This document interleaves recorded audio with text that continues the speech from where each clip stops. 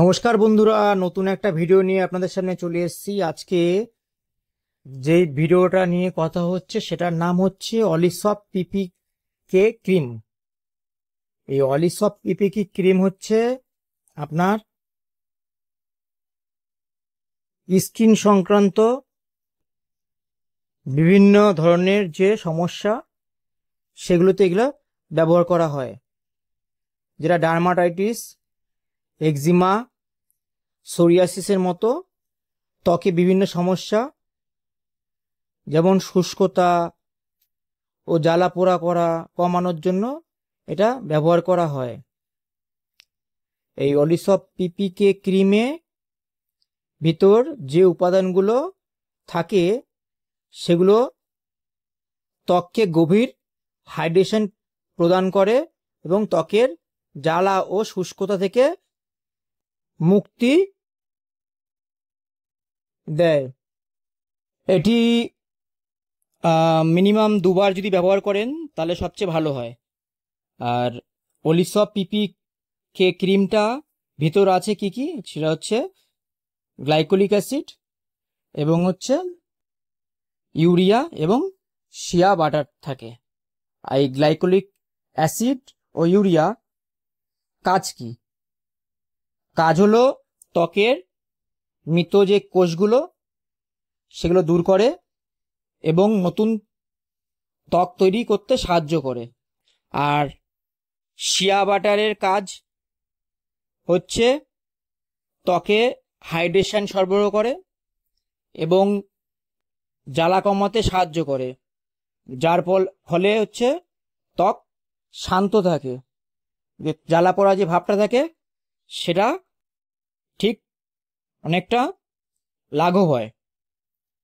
আর অলিসপ পিপিকে cream কিন্তু শুধুমাত্র যে এই যেগুলো বলেছি চর্মরোগের, এক্সিমা, ডার্মাটাইটিস, সোরিয়াসিস এই জন্য লাগে তেমনটি নয়।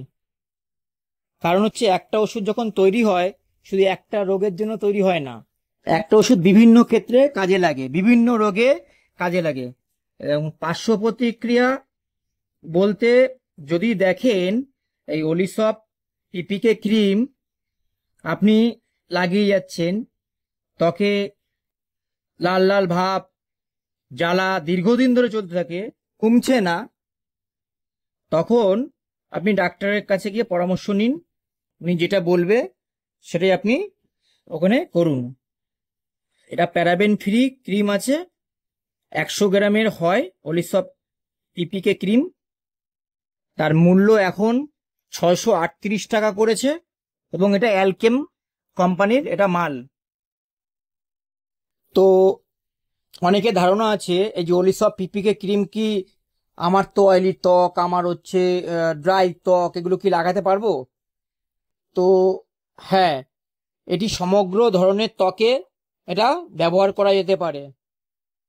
যখন মুখে ব্যবহার করবেন অবশ্যই চোখটাকে এড়িয়ে আপনারা ইউজ করুন, চোখটাকে বাদে সমগ্র জায়গায় ইউজ করুন।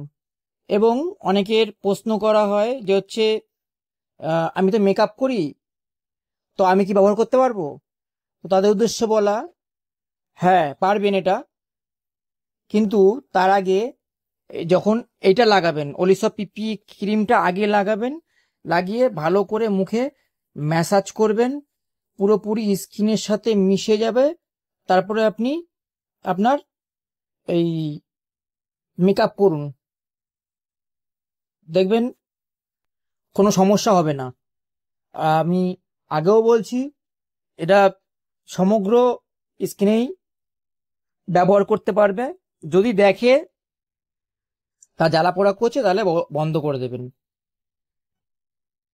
ভিডিওটি যদি ভালো লেগে থাকে, যদি কোনো কাজে এসে থাকে ভিডিওটা, তাহলে অবশ্যই একটা লাইক করবেন, একটা কমেন্ট করবেন, একটা শেয়ার করবেন এবং একটু পাশে থাকবেন আমার।